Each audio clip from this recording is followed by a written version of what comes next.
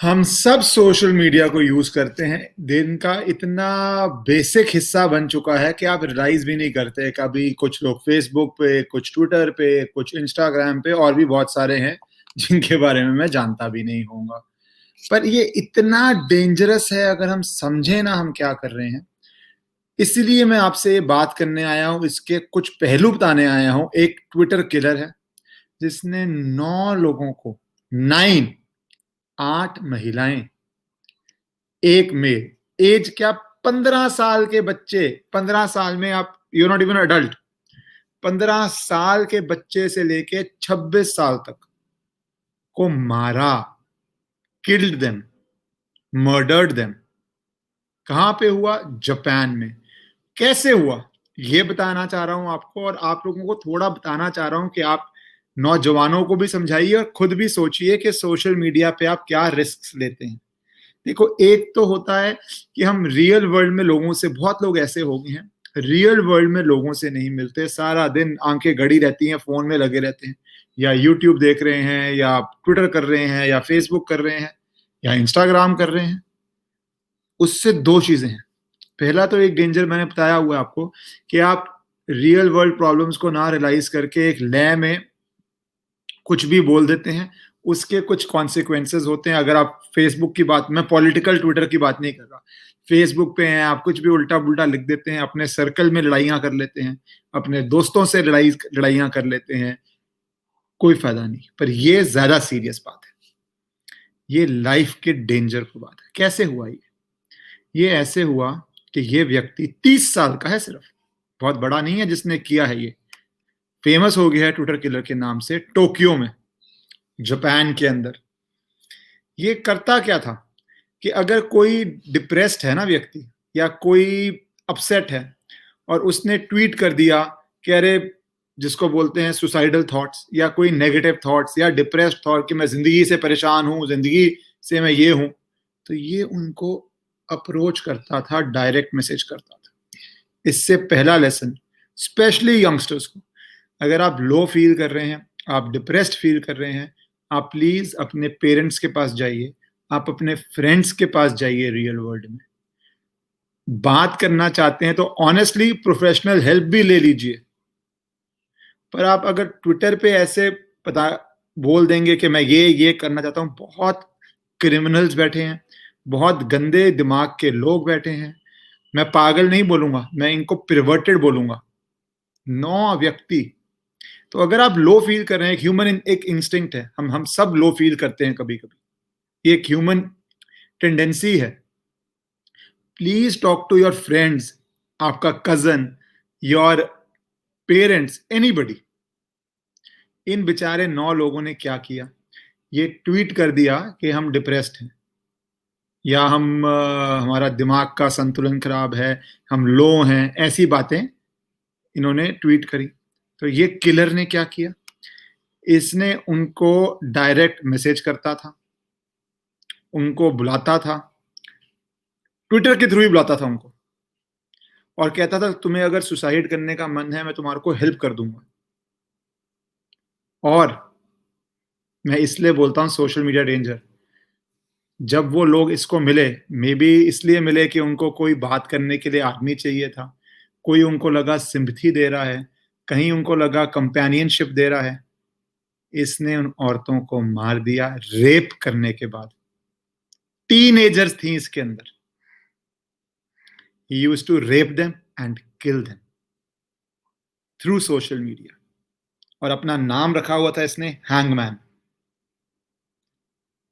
आप बहुत लाइटली लेते हैं, प्लीज इसको शेयर करके अपने परिवार में आज बात जरूर कीजिएगा। प्लीज बात कीजिएगा कि मैं 1000 बारी बोल चुका हूं, सोशल मीडिया के थ्रू लोगों को ना मिलें। बहुत केयरफुल रहें, बहुत केयरफुल रहें।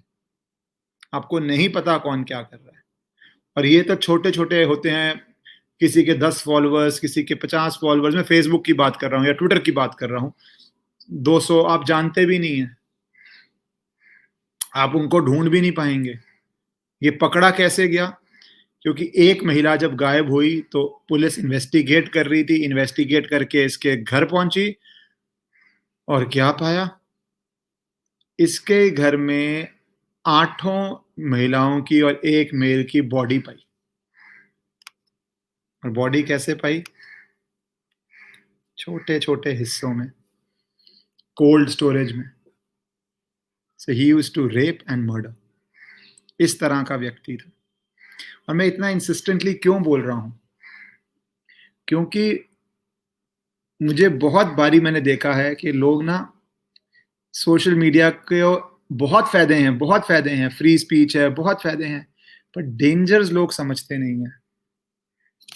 Please understand the dangers of too much social media. Please understand the danger of saying everything on social media जब आप वीक हैं, वल्नरेबल हैं। आपकी वल्नरेबिलिटी एक्सप्लॉइट भी हो जाती है।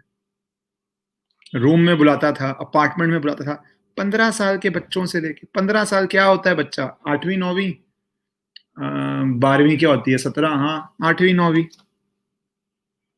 के बच्चों को। Please talk to your kids, please talk to your relatives, your cousins. ऐसा ना करें। और जज ने क्या किया? लीगल बात। ऐसे बंदे का मेंटल टेस्ट भी होता है कि ये इंसेन है, क्योंकि इंसेन को आप डेथ पेनल्टी नहीं देते। तो ट्रायल चला, मेडिकल एग्जामिनेशन हुआ, ये इंसेन नहीं था। सिर्फ मैंने बोला क्रिमिनल माइंड और इंसेन में बहुत लीगल अंतर होता है। इंसेन वो होता है जिसको पता ही नहीं वो क्या कर रहा है, और ये क्रिमिनल माइंड था, क्रेजी क्रिमिनल माइंड था। होते हैं लोग ऐसे, हर लोग, कई बड़े बड़े क्रिमिनल्स भी होते हैं। और कोर्ट ने ये भी रूल किया कि ये वो केस नहीं था कि जिन लोगों के डिप्रेस्ड थे, लो थे, इन्होंने उनकी, जिसको बोलते हैं, उनकी विशेष के हिसाब से किया। ये भी केस नहीं था। He murdered them. ये केस निकला, ये केस निकला। वो केस नहीं निकला that it is a case of assisted suicide. दूसरी बात, एक जो डिबेट होती है मर्सी किलिंग की, आपको नॉलेज के लिए बता देता हूं, वो ये बोलते हैं कोई बहुत फिजिकल पेन में हो तो क्या मर्सी किलिंग जिसको बोलते हैं, नर्सेज कई केसेस आए कर दिया, कई पे फैमिली मेंबर्स ने कर दिया, वो एक बहुत सेपरेट डिबेट है, बहुत सेपरेट डिबेट है। हमारे देश में तो लीगल नहीं है, मेरे ख्याल से एक आध देश में लीगल हुई थी। मैंने ये मेरे बात करते करते दिमाग में आया, तो मैंने उसको केस को गूगल नहीं किया, इसलिए नहीं बोलूंगा आपको, पर अलाउड नहीं है वो। पर एक बहुत सेपरेट टॉपिक है। ये टॉपिक क्या था?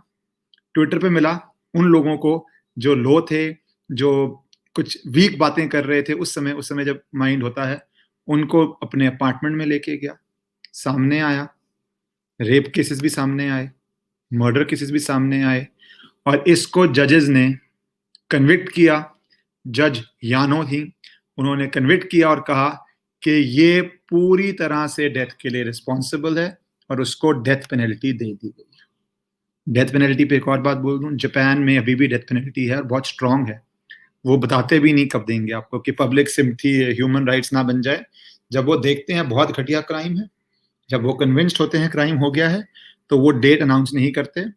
चुपचाप थोड़ी देर बाद जब अपील प्रोसेस खत्म हो जाता है, जो डेथ सेंटेंस है उसको कैरी आउट करते हैं, उसके बाद अनाउंस करते हैं। और जिसने 9 लोगों को ऐसे किया है, उसको मेरे ख्याल से तो जीने का कोई हक नहीं। जनरली मेरे भी 2 व्यूज हैं, डेथ पेनल्टी पे होना चाहिए, नहीं होना चाहिए, पर ऐसे केसेस में तो होना ही चाहिए।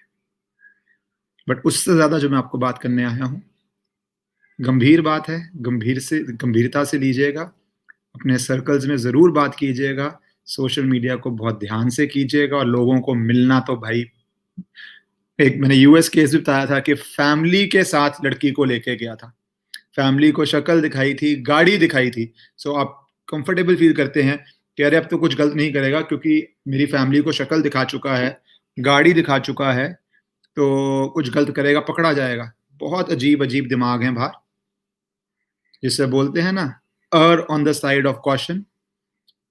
आप थोड़ा रिस्ट्रेंट होके प्लीज सोशल मीडिया पे चलिए, केयरफुल रहिए, और सारे के सारे सेफ रहिए when it comes to physically meeting people via social media.